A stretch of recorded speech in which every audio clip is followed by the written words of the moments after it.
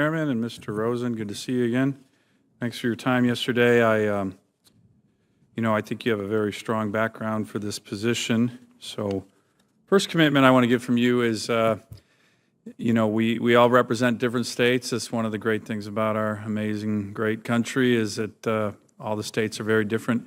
My state of Alaska has significant challenges with infrastructure. We're an infrastructure-poor state in many ways. Dozens and dozens of communities in my state have no roads whatsoever. Most states can't even imagine that. We have dozens. We have, we're a big state, very big actually, 551 times the size of Rhode Island, but Rhode Island has about 6,000 miles of roads and we have 10,000. So not very comparable, right, given the size. So I'd like to get a commitment to you to come to Alaska, if confirmed, to actually see firsthand some of the significant challenges when you represent a state with American citizens in it who, occupy a landmass that's 1/3 the size of the continental United States. Can I get that commitment from you? So, one of the things that my wife and I enjoy doing for vacations is to go to national parks and see different parts of the country. And you're now asking me to make the painful commitment to visit a place we've always wanted to go. Trust me, this won't be a vacation, but I know. If you can make that commitment, that'd be great. I was making light of it, Senator, but the reality is, I think the points you make are significant, and it's not. I was being light, but it's not. It's not for a vacation. It would be to understand the transportation challenges of your state, which I did understand both from our conversation and from other background that I have.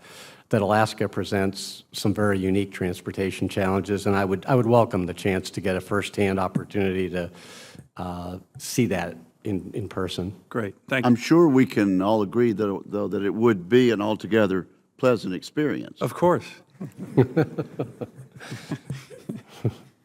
I got to get Senator Booker up there again on a more appropriate mission this time. Let me ask, related to that, Senator Hassan, I think you've heard about it from a number of senators, have talked about the essential air service. And I think the title of that, particularly for my state, is very accurate, meaning it is essential, particularly, as I mentioned, in places where dozens of communities have no roads, literally no roads to them. So you were asked a question by Senator Hassan recently. I'm not going to ask a follow-up question. I'm going to give you what I think would be a very definitive answer to that question for the record.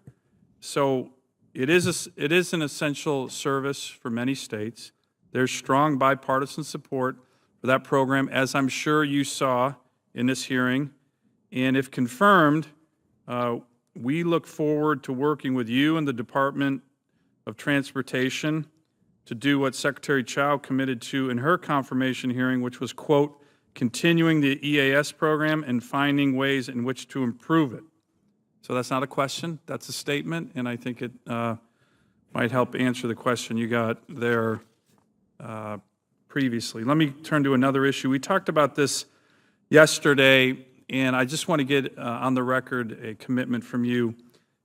As I mentioned, Alaska doesn't have adequate aviation monitoring and weather reporting capabilities due to a lack of infrastructure at a number of our airports. The FAA has not funded a new automated weather observing system location program in Alaska since the 1990s.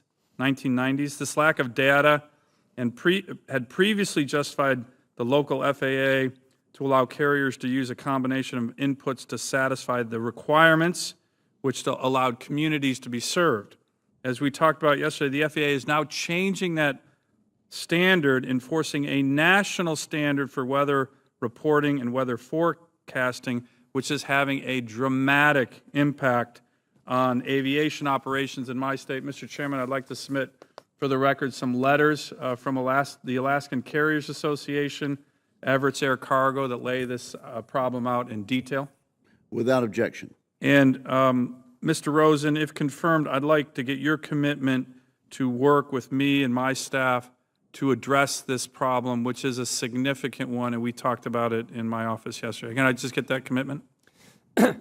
Yes, Senator, I would be happy to work with you and your staff to at least get the right people in the room talking about what the issues are and whether there's a satisfactory solution. Great. And this just goes to the broader issue, which I think many states view, certainly my state, that the one-size-fits-all approach on policy emanating from Washington almost never works in certain states. Certainly doesn't work in my state, and this is one example. Let me, if I may, Mr. Chairman, one final question. I know I'm short of time, but there's been a lot of talk on an infrastructure initiative, a package that coming from the administration. I think you're starting to see a lot of broad bipartisan support for this idea. But as we talked about yesterday, and I've talked to Secretary Chao and even the President about this, an infrastructure initiative without corresponding permitting reform at the federal level in many ways is going to be a lot of money wasted. Right now, you know the stories. There are examples where federal permitting takes years and years and years to build a road or to build a bridge. We had the head of the Seattle Tacoma Airport in front of this committee last year, 15 years to get the permits to build a new runway, 15 years. So we're going to be introducing a bill, the Rebuild America Now Act, soon. I'm going to try and get a lot of bipartisan support for this, but it looks at major permitting reform to build infrastructure projects, not cut corners, but to actually be able to deploy the money. I've already gotten a commitment from Secretary Chao to work with us on that. Can I get your commitment to work with us on the details of that? So if there is an infrastructure package through the Congress, we can make sure that the federal monies actually get deployed and don't get caught up in years and years of litigation and red tape. Can we get your commitment on that? I think you've raised a very important issue. I think this committee has actually had some leadership and shown leadership in trying to find ways to improve the permitting process, initially in MAP 21 and the FAST Act, but there's more to be done. Much more to be done. And so I think you raise a very important issue, and one that is personally interesting to me as something that could improve our infrastructure needs, in that some of the information I've seen suggested that the single largest time component of infrastructure projects is actually the permitting phase. And not the design phase, not the building phase. So if we can improve that, we make a lot of progress. And so I would welcome the chance to work with you on that if I'm confirmed. Thank you, Mr. Chairman, and we'll have additional records that we're going to submit for the record. Thank you, Mr. Rosen.